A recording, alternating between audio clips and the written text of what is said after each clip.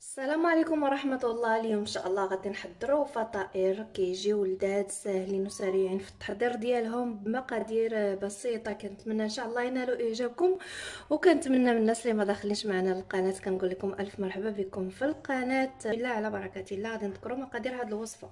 كنحتاجوا هنا نص زلافة ديال الدقيق الفينو او السميد الرقيق. هنايا عندي الدقيق اللي غربلته، اللي كنديرو في الحلوى، غربلته من قبل، ضروري كنغربلوه حتى الدقيق الفينو غربلته. كيس الفاني من وزن 7 غرام، خمرات الحلوى من وزن 7 غرام. هنا عندي واحد الحبه ديال البيض درتها في هذا الكاس. هذا كنت محضره واحد الوصفه وكنت غندير هاد الحبه هذه، ما بقيتش درتها، هي هنا عندي في الكاس. وهنايا عندي معلقه عامره من السكر سنيده، ومعلقه متوسطه ديال خميره الخبز، واحد الحبه ديال الفرماج مثلث، وواحد شويه ديال الملحه بهذا الحجم هذا. وكنحتاجو واحد المعلقه ديال العسل والماء دافي من طبيعه الحال باش غادي نجمعوا هاد الوصفه. كما شفتوا معايا ما عندنا لا حليب لا زيت، هادو هما المكونات اللي كاينين عندنا في هاد الوصفه هذه. كنتمنى ان شاء الله تنال الاعجاب ديالكم. هاد الحبه ديال البيض اللي قلت لكم عاد حضرت واحد الوصفه، وكنت غنحتاج هاد الحبه صافي مابقيتش احتاجت ليها. سكر سنيده، هاد المعلقه مع هاد المعلقه ديال خميره الخبز غادي نذوبها. غادي ندير معاهم واحد شويه ديال الماء اللي يكون غير شويه دافي باش ما يطيح لينا الخميره. كندير الماء صافي. غادي نخلي هاد الخميره كتذوب ليا مع هاد السكر سنيده والماء.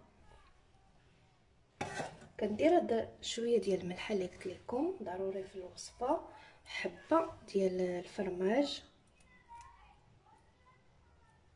يطلع.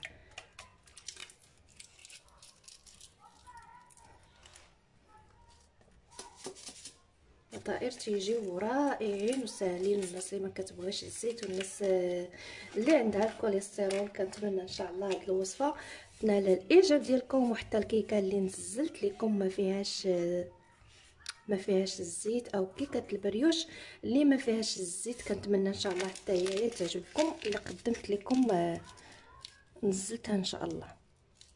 هاد الحبه ديال البيض مع هاد الحبه ديال الفرماج، واخا ما غادي نديرو دابا معلقه ديال العسل. العسل كيبقى اختياري، غير كيعطيه هو داك اللون الذهبي. يمكن لكم ديروه، يمكن لكم الا ما بغيتوش بلا ما ديروه، تيبقى اختياري. هاد الخميره المهم نص كاس باش نعطيو ان شاء الله الوصفه مضبوطه ومقادير مضبوطه. نص كاس ديال الماء من كاس العنبه اللي كنت دايره في هاد الكاس هذا، درتو دابا في البول.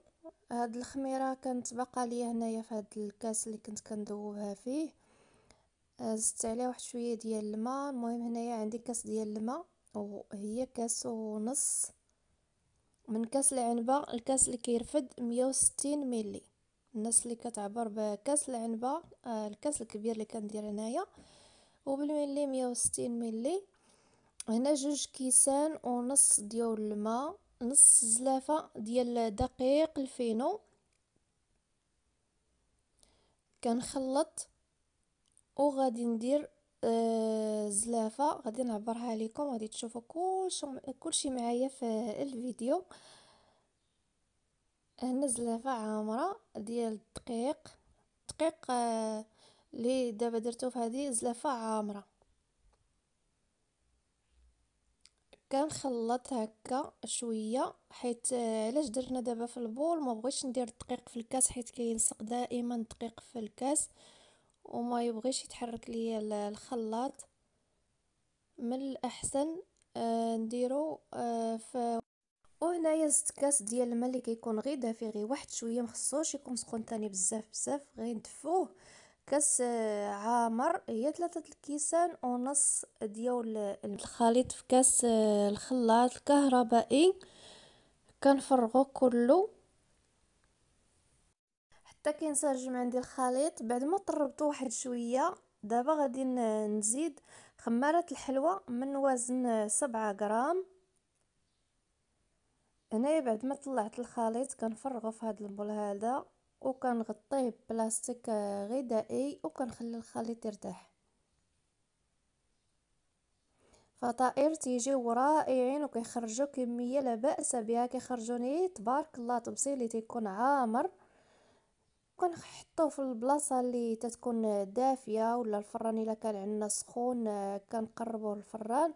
الا كنا مثلا طيبين الخبز، لا الا كنا مسخنين ولا نسخنوا غير الفران ونقربوا ليه هاد البول هذا. هنا من بعد ما طلع هاد الخليط المهم خمر، تيجي هذا هو الشكل ديالو، تيجي هذا هو القوام ديالو بحال هاد الشكل هكا. خديت المقله غير لاصقه درتها في فوق البوطه، نقصت ليها العافيه باش يطيبوا ويجوا مذهبين. درت شويه ديال الزبده، تنديروا الزبده غير قليله، يمكن لكم ديروا قل كاع من هادشي اللي درت انايا، غير باش يجي اللون ديالهم ذهبي. وزعتها في المقله وكنفرغ مغرفه ديال الخليط في هاد المقله، كنخليه حتى كيتقب كيجي بحال هاد الشكل هكا. المهم تيجي رائع، وتيجي فتي ورطب بزاف بزاف كيذوب في الفم. وان شاء الله واخا نشكر لكم التنعيه فيه، الا ما جربتوش ما غاديش تعرفوا كيفاش كيجي. منين تجربوا ولا غادي تعرفوا القيمه ديالو، غادي تشوفوا اللذه ديالو. المهم الملح انا قللتها واحد شويه، يمكن لكم تزيدوا على داك الشيء اللي درت انا تاع الملح، راه قربت لكم الصوره. هنا من بعد ما طابت على هاد الوجه كنقلبها على الوجه الثاني، وكنديروا ثاني شي شويه ديال الزبده في الوجه الثاني، وتنخليوها حتى كطيب وكتذهب من جوج ديال الجوايه، وكنحيدوها وكنديروا الثانيه ثاني بنفس الطريقه. المهم غير العافيه تكون منقوصه، ما تكونش مجهده باش ما يتخطفوا. صافي من بعد ما طيبتها حيدتها، درت هنايا واحد شويه ديال الزبده كنوزعها في المقله، وكناخذ مغرفه عامره كنفرغها في المقله، وتنخليها حتى كتشد الطياب. دائما كنقلبوا بالسباطول حتى كتبان لينا مذهبه من التحت ديالها. ديك الساعه كنقلبوها غير بشويه، راه حيت كيجيو ما شاء الله فتيين رطبين بزاف بزاف. وهذا هو الشكل ديالهم بعد ما طيبتهم، ومازال بقى كنطيب، بقى عندي شي 6 الحبات هكاك باقيين عندي، كنطيب فيهم، باقي عندي الخليط مازال. تيجي هذا هو الشكل ديالهم، تيخرجوا كميه ما شاء الله اللي هي كثيره، وكيجوا رطبين بزاف بزاف كما قلت لكم، كيذوبوا في الفم حتى تجربوهم ان شاء الله. وديك الساعه غادي تشوفوهم وغادي ترحموني عليهم. كنتمنى ان شاء الله ينالوا اعجابكم. كما قلت لكم الزبده تكون غير شويه قليله في المقله، والعافيه تكون ناقصه باش يجوا واخدين الطياب ويجوا مذهبين. غادي نقسم معكم هاد الوحده تشوفوا معايا. بسم الله على بركه الله. كما قلت لكم راه باقا مازال كنطيب فيهم، هذه سخونه مازال.